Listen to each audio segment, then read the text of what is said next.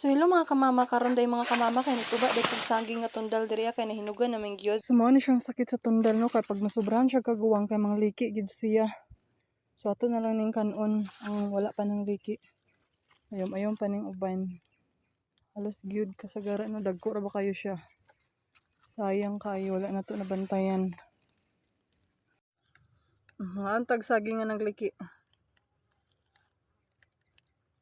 Kaon pa ning uban. Dagko kay siya no.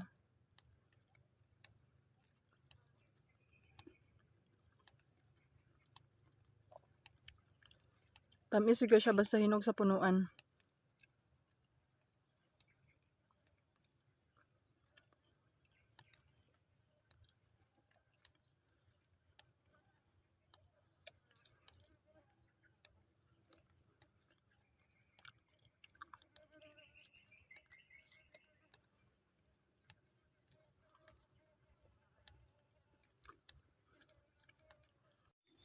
Guys, nagkabagod na to sa tong saging nga tundal. Perting dagko ah.